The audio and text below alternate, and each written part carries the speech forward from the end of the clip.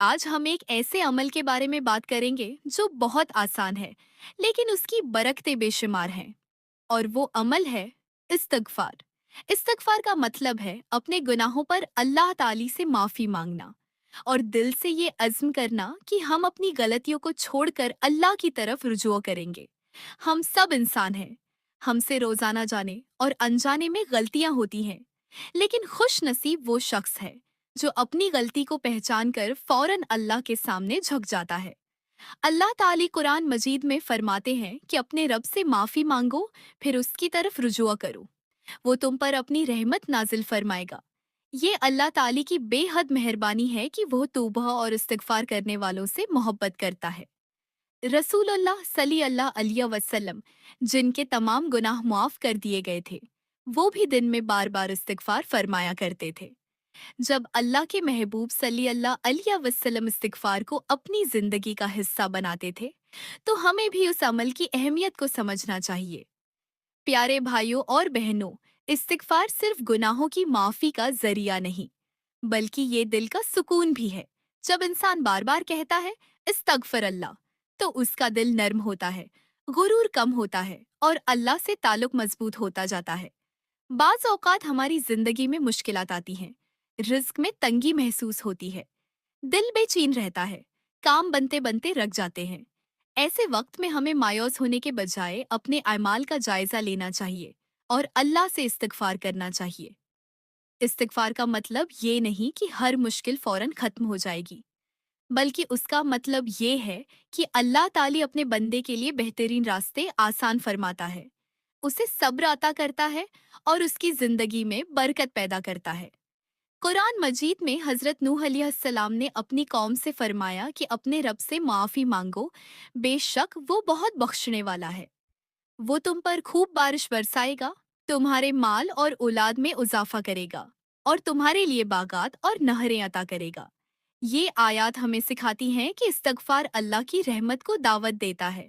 इस्तगफार सिर्फ जबान से नहीं, बल्कि दिल से होना चाहिए। अगर जबान इस्तगफार करे लेकिन दिल गुनाहों पर कायम रहे, तो हमें अपने रवैये को भी बदलने की कोशिश करनी चाहिए। जब दिल में सच्ची तौबा आती है, तब इस्तगफार इंसान की जिंदगी बदलने का जरिया बनता है। एक और खूबसूरत बात यह है कि इस्तगफार दिल के बोझ को हल्का करता है। जब इंसान परेशान होता है, फिक्रमंद होता है या किसी गम में मुब्तला होता है, तो अल्लाह को याद करना और इस्तगफार करना उसे उम्मीद देता है, क्योंकि अल्लाह ताली की रहमत उसके गजब से कहीं ज्यादा वसीआ है। अगर हम हर रोज चंद मिनट निकालकर 100, 200 या उससे भी ज्यादा मर्तबा अस्तगफिरुल्लाह वो उतूब इल्ये पढ़ने की आदत बना ले, तो ये हमारी रूहानी जिंदगी को मजबूत बना सकता है। असल मकसद तादाद नहीं, बल्कि इखलास और अल्लाह की तरफ रुजुआ है। इस्तिगफार हमें आजिज़ी सिखाता है, ये याद दिलाता है कि हम कामिल नहीं, हमें हर लम्हा अपने रब की रहमत की जरूरत है। और यही एहसास इंसान को अल्लाह के करीब ले जाता है। आज की मसरूफ जिंदगी में हम घंटों मोबाइल इस्तेमाल कर लेते हैं, लेकिन क्या हम रोजाना सिर्फ चंद मिनट इस्तिगफार के लिए निकाल सकते हैं? यकीनन निकाल सकते हैं। सुबह उठते हुए, फज्र के बाद, काम पर जाते हुए, घर के काम करते हुए या सोने से पहले, हर वक्त हमारा दिल अल्लाह की तरफ मतवज्जा रह सकता है। आज ही एक अहद करें कि हम रोजाना इस्तिगफार को अपनी जिंदगी का हिस्सा बनाएंगे।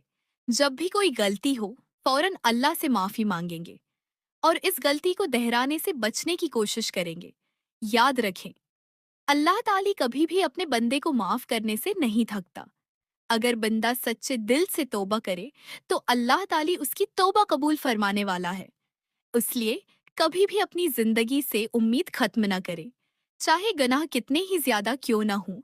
अल्लाह की रहमत इन सब से ज्यादा वसीआ है। आइए आज से अपनी जबान को इस्तिगफार से तर रखें, अपने दिल को अल्लाह की याद से रोशन करें और अपनी जिंदगी को अल्लाह की रजा के मुताबिक गुजारने की कोशिश करें। अल्लाह ताली हमें कसरत से इस्तिगफार करने की तौफीक अता फरमाए, हमारे गुनाहों को माफ फरमाए, हमारे दिलों को सुकून अता फरमाए, हमारे रिस्क, हमारे वक्त और हमारी जिंदगियों में बरकत अता फरमाए। आमीन या रब्बुल आलमीन।